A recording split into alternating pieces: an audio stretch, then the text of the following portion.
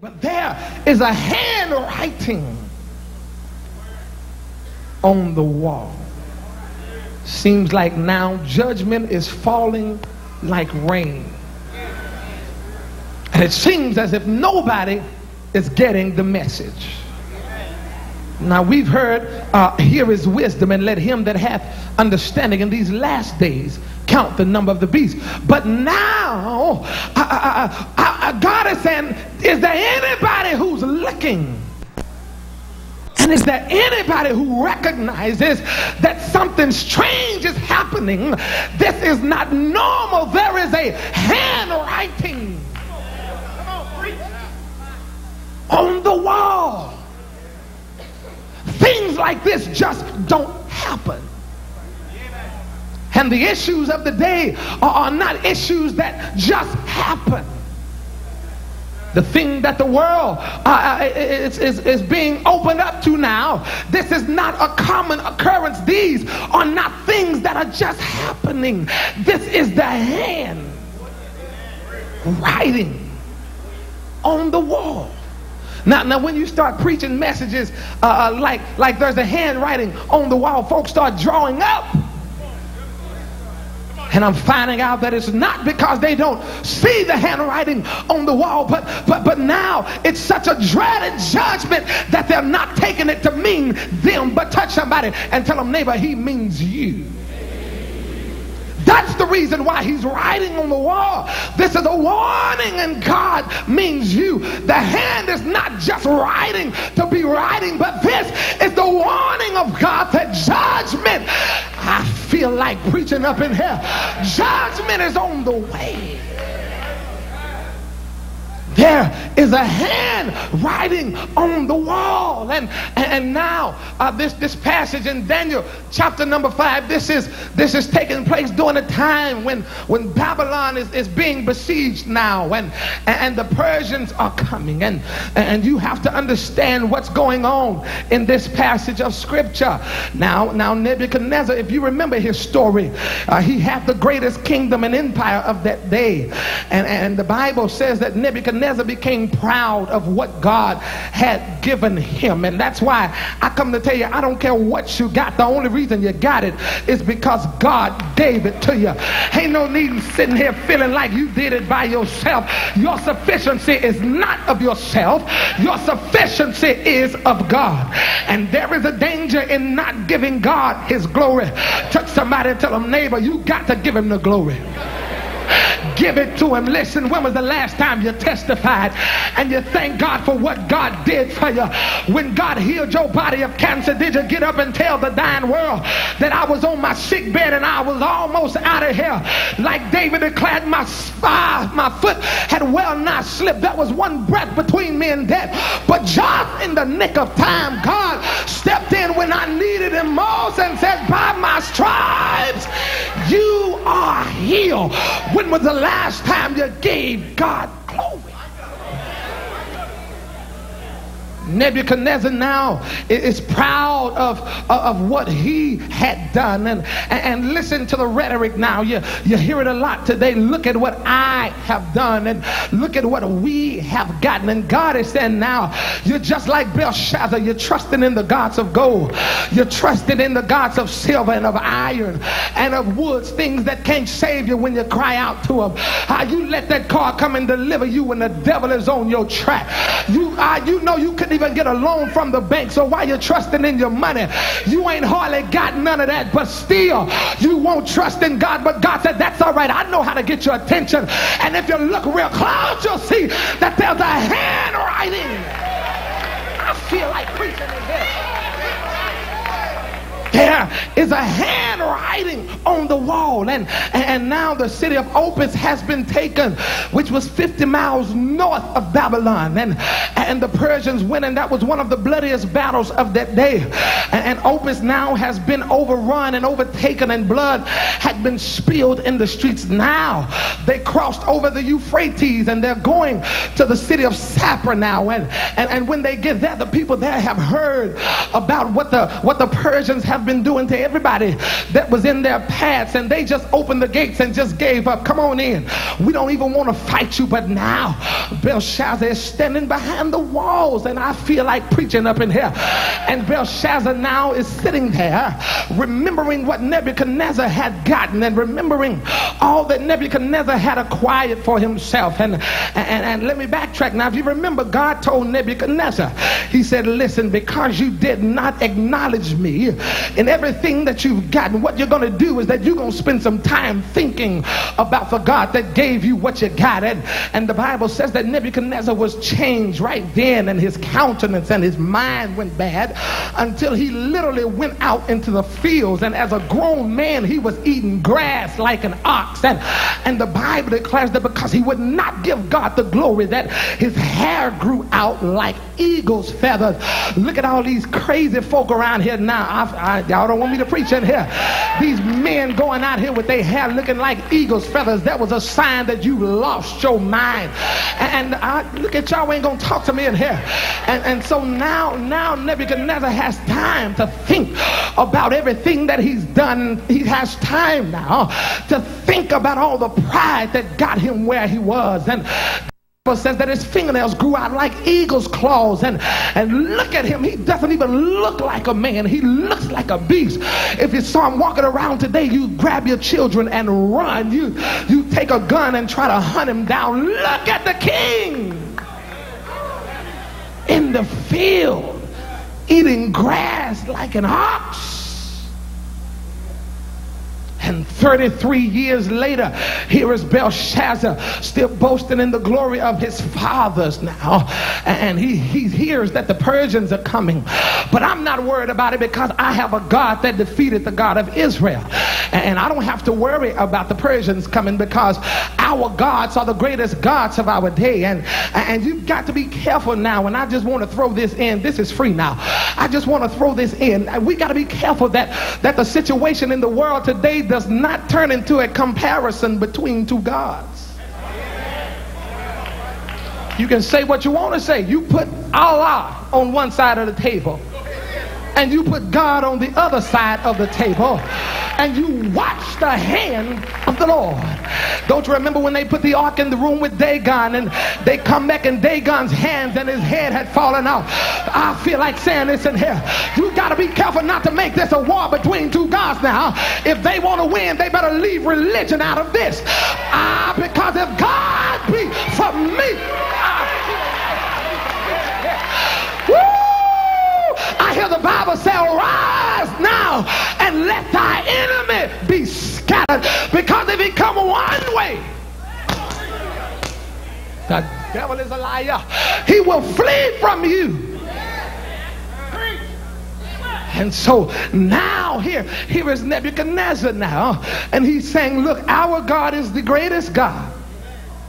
There are no gods in the land like the gods of the Babylonians, and they had even a temple to Marduk, one of their gods, and so now he's recanting everything that the Babylonian gods had done, and he's looking back over the victories that were won, and he's looking back and didn't even realize that God was just using him for a season to chastise the people of God. See, the Bible declares that offense will come, but woe through whom offense does come. And so now Belshazzar is not understanding that he did not gain what he got independently of God, but that God's hand was just against his people for a season, and that God was using him to chastise the people of God. And now Belshazzar is sitting up in the temple now, and he's sitting back and he's listening at word that the Persians are coming. But I'm not worried about it, because I got gods that are made out of gold, and I've got gods that are made out of silver. I've got gods that are made out of wood and out of iron now.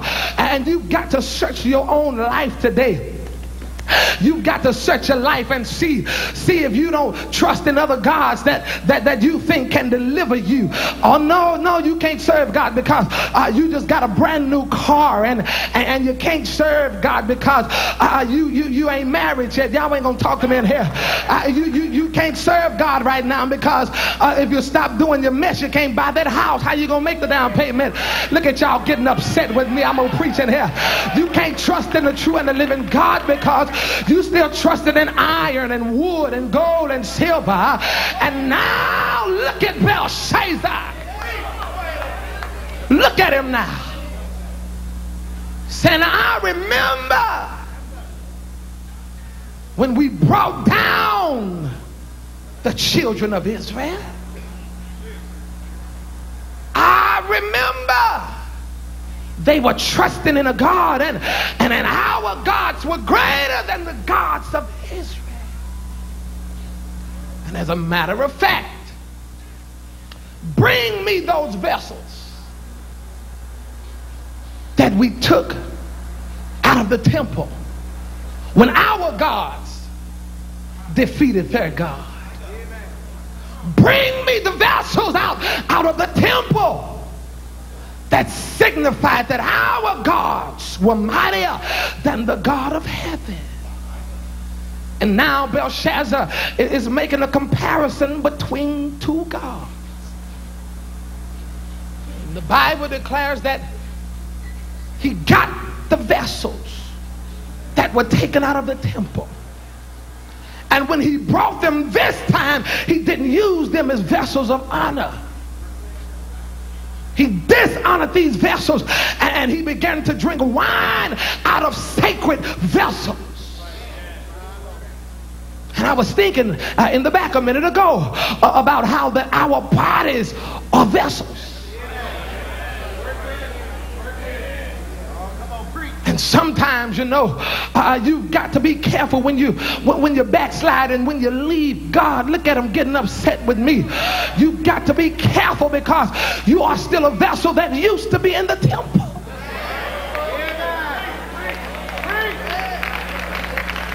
And it was because of your sin and your iniquity that this vessel was taken out of the temple. But now look at the vessels today. They're coming back into the temple as a vessel of dishonor.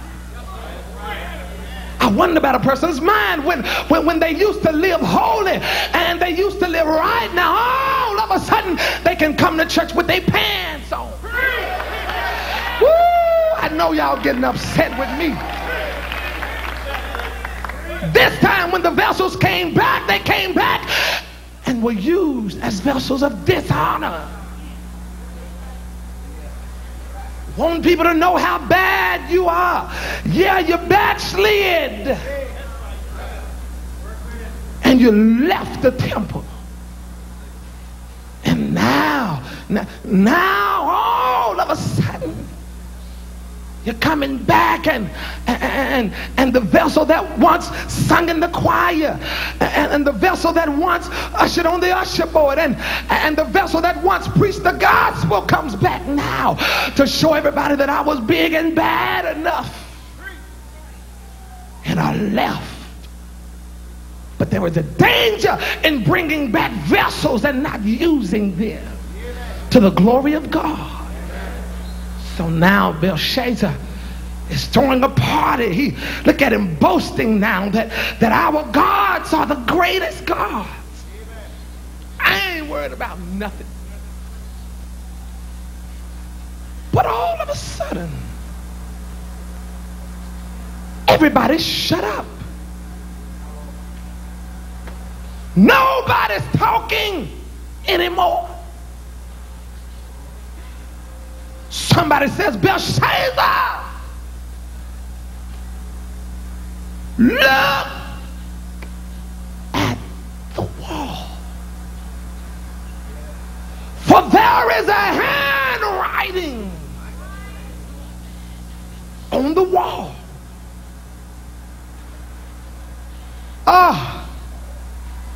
Judgment is being pronounced.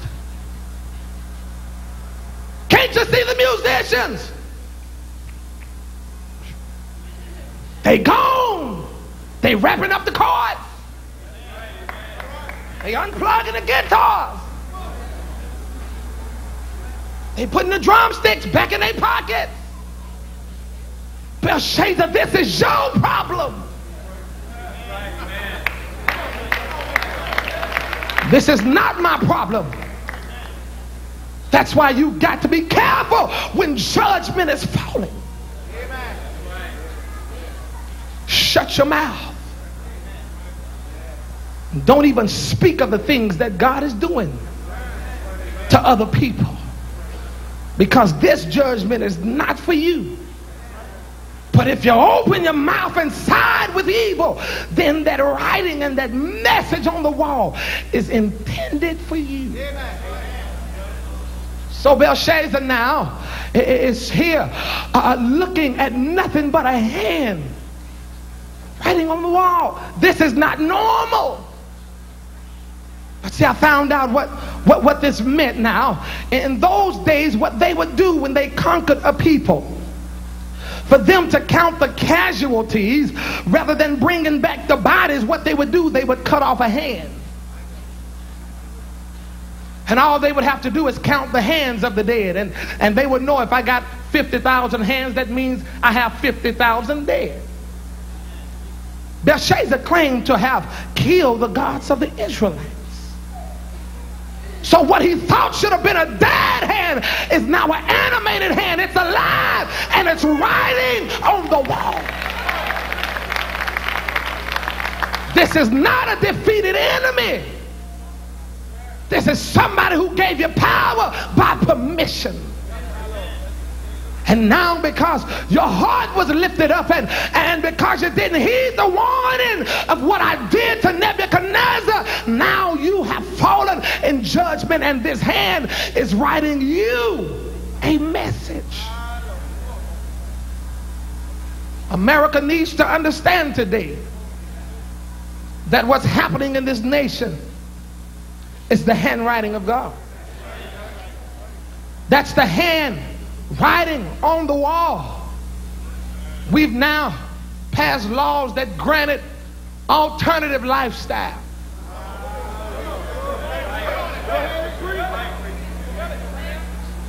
Two men, both of them got beards.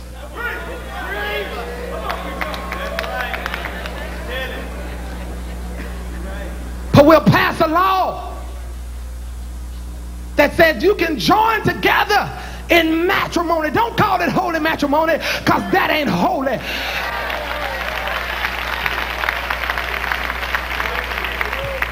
You're joining together. Now some of the churches are licensing homosexual. Get mad if you want to. Homosexual.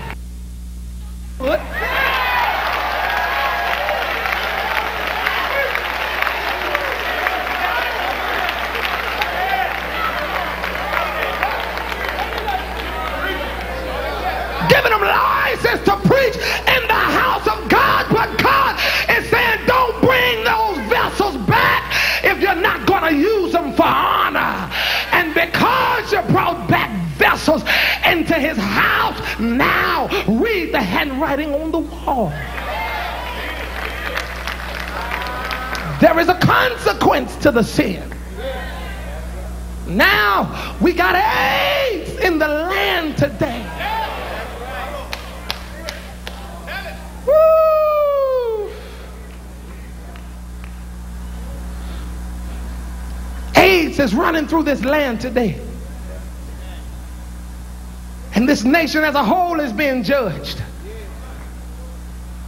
I know they saying that homosexual AIDS is not a gay disease. Well, it's something. It didn't just happen. Now the world is suffering the judgment of God because we failed to honor him. And we fail to give God glory. Now we voted, and in some schools they have actually kicked out the Pledge of Allegiance. Because it says one nation under God. And so now some schools can't even recite the Pledge of Allegiance, but that's okay. Now you got metal detectors.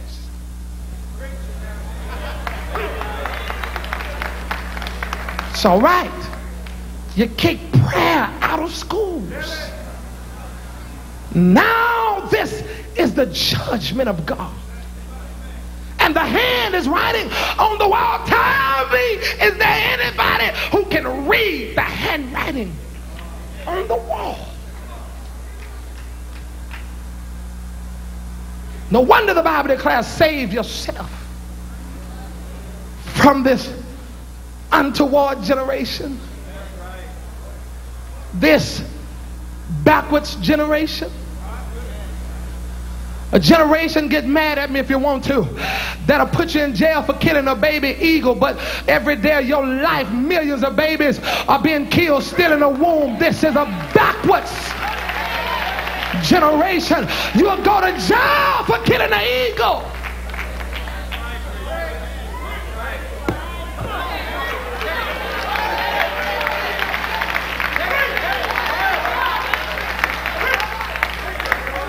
But you can go to the clinic and kill a baby. This is a backwards generation, and there's a handwriting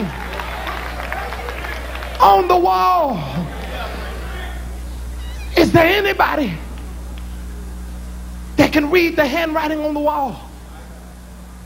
What else is it going to take? Is there nobody that understands that judgment is falling? Is there nobody that understands for every wrong action there is a consequence?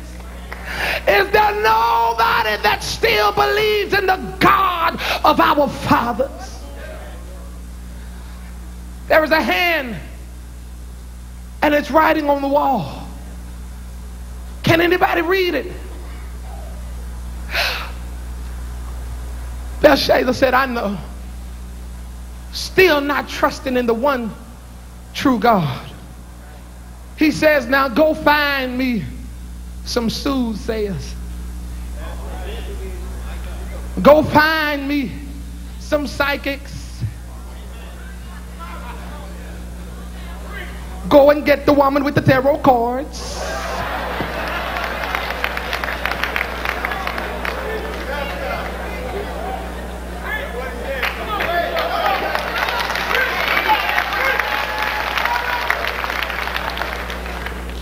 You know, I have a friend in Jamaica, and I called him and I said, do you even know of this woman? He said, we've never heard of her. But the handwriting on the wall didn't prompt you to turn to God. You're calling the psychics now. And you're dabbling in witchcraft. I gotta hang my hat here. Still trusting in witchcraft, trying to find out if she can read the handwriting on the wall, but she's been sued now and she didn't see it coming.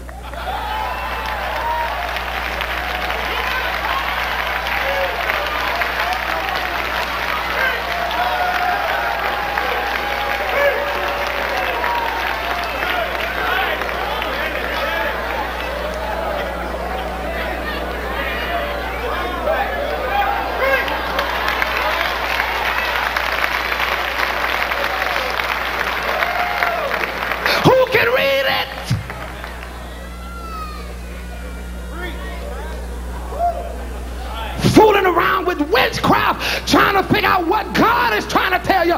No, she's not going to tell you the truth, because God is trying to get your attention.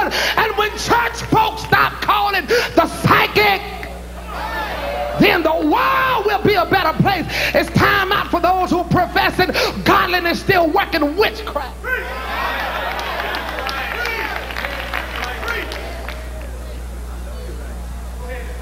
Still working roots and working voodoo. I come to tell you today, voodoo don't work against the anointing. Our witchcraft don't work against the anointing, because if God be for me,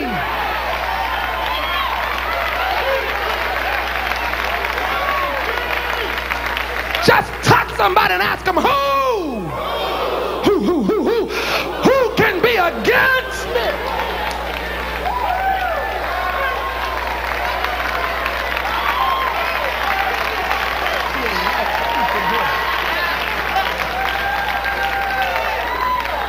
Who can read it? Instead of calling on God, he called on the witches and the sorcerers. And some people are doing the same thing today. Now you got a witchcraft spirit on you. I know I'm talking to somebody right now. You just called to see if it was real, and now you can't even sleep at night. You feel like somebody, I feel like preaching in hell. You feel them in the house with you, and now you're scared because you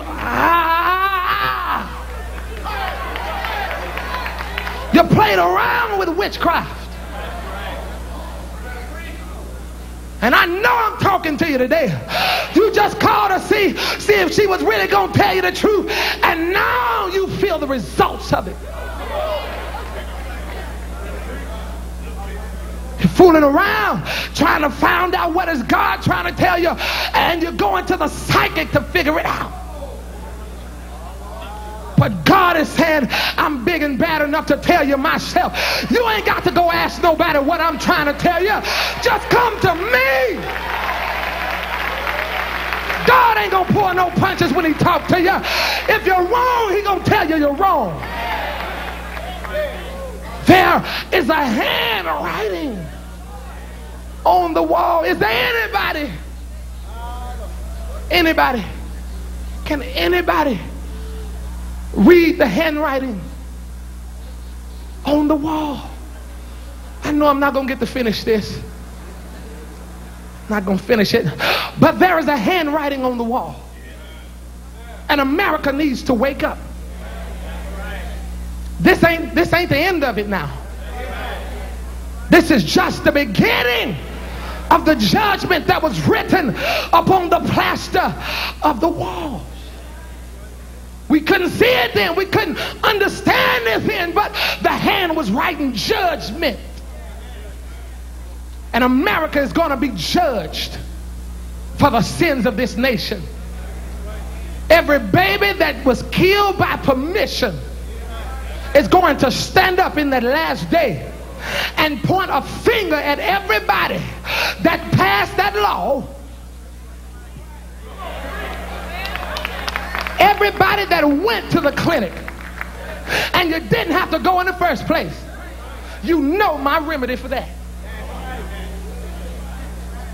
But for the pleasures of this world, we're living pleasure, but we don't want responsibility. God does not give position without responsibility.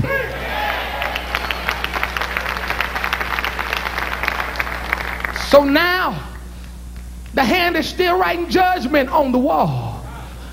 And is there anybody who can read the judgment that was written? And I hear the Queen Mother say now, she said, listen, I remember in the days of your father, I remember there was a man with an excellent spirit. He didn't bar nobody. He wasn't scared of nobody. But he gave you wise counsel. And he distributed just judgment. His name is Daniel. Oh, Daniel, can you read the handwriting on the wall? Daniel said, I can tell you exactly what it means. And I want you to know today, before things get too bad in this world, somebody's going to come back to church and they're going to say, man of God, oh man of God, can you read for me the handwriting on the wall? Things have been going upside down, topsy-turvy in my life. What is God trying to tell me? What I come to tell you today, God is saying, get right and get ready. There is judgment in the air. There is judgment and it's on the way. Somebody needs to run and escape the judgment to come. Touch somebody, tell them, neighbor, there is a handwriting on the wall. And if you're wise, you'll run the other way because judgment is just about to fall. I come to tell America today, you better get ready. You better better get ready and just don't be surprised if it crumbles from the inside, because except the Lord build a house, they that labor in vain. I feel the Holy Ghost. The Bible says you gotta be careful. Woe to the nation that forgets their God. If God is on your side, then get ready. You're going up. But if God is against you, many to carry you forcing. You've been weighed. You've been tried with what you should be and what you are, and you don't measure up. But I hear the Lord say, you ain't got to finish it. Judgment is on the way. You ain't got to wait to die. God gonna kill you. I ain't talking about you, but judgment is on the way. Could I preach it here? You gotta be careful, because righteousness exalts a nation, but sin is a reproach to any people. You better get right. Throw your hands up. Ask God to forgive you, and though you can escape the judgment to come, it's coming. It's coming. You gotta get ready to meet your God. One of these days, he's coming back, and when he leaves here, I'll be with him, and I got to get out of here and escape the hell to come. I don't know about you, but I don't want to be here when the trees start bending. I don't want to be here when fire start falling. I don't want to be here when the moon is turned to blood. Somebody read the handwriting on the wall. Somebody tell me, what is God trying to say? God is saying, get right. Turn from your wicked ways. Hear the Lord say, if my people, I feel like preaching, which are called by my name, would just humble yourself and pray, seek my face, and turn from your wicked ways, then will I hear from heaven. I'll forgive your sin. I'll heal your land. Judgment is on the way. Somebody better run. You better run. You better run. You better run. You better run. Judgment is on the way. There's a hand writing on the wall. Somebody.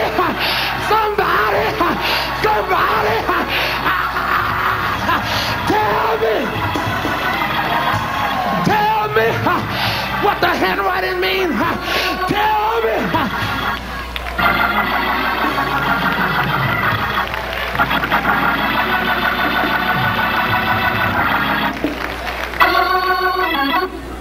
Somebody call for one of those Holy Ghost preachers.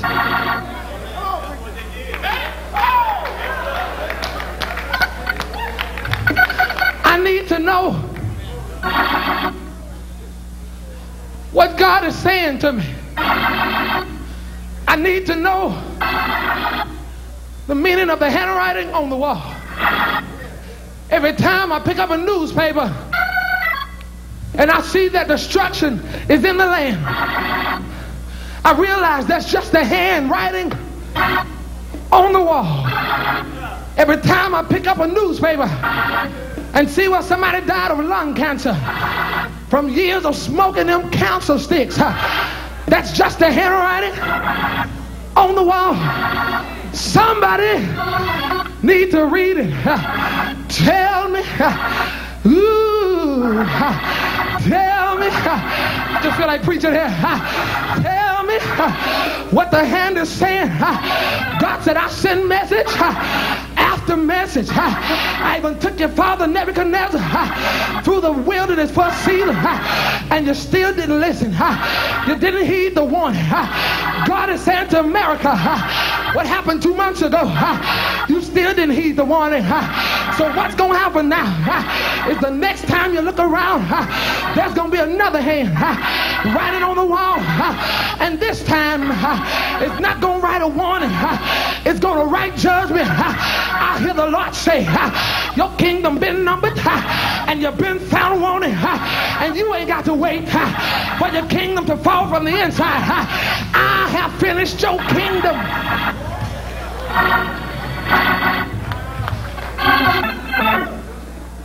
God said, I finished your kingdom.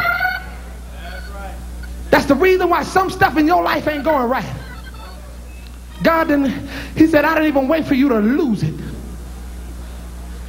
I finished your kingdom. And that night was Belshazzar,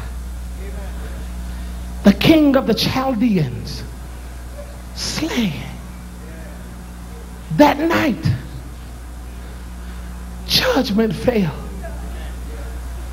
Oh God, how long do I have before the judgment falls? Is it a day, a couple of hours? How long do I have? God is saying, just heed the warning. You see the handwriting on the wall. Just heed the warning. And even if it doesn't come for another 2 weeks, don't think you gotta wait. Everybody's standing.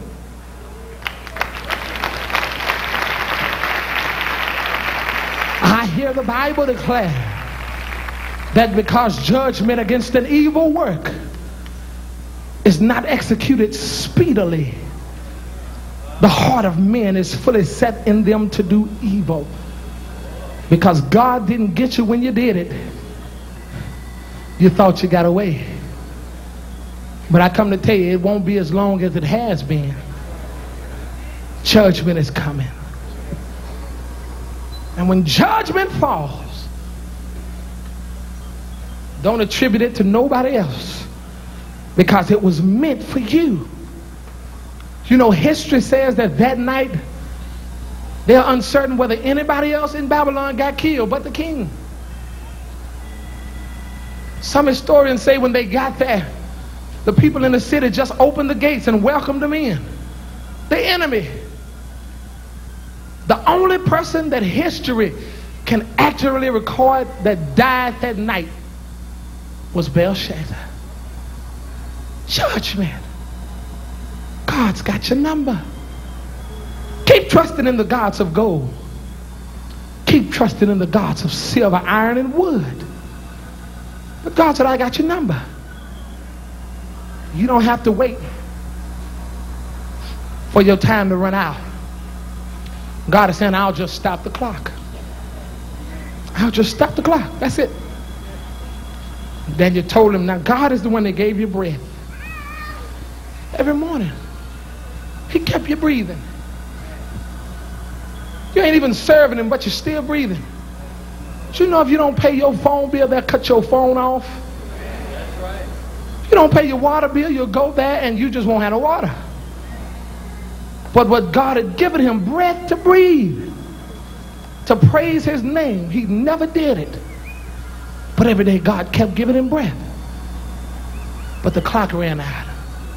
Somebody here today, everybody standing, every head bowed, every eye closed. I hope I got it over today.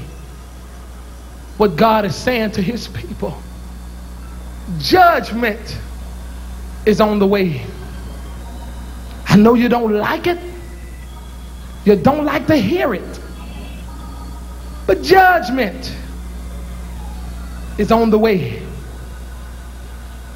I know somebody will tell you that God wouldn't do that. He's such a loving God. But God is indivisible.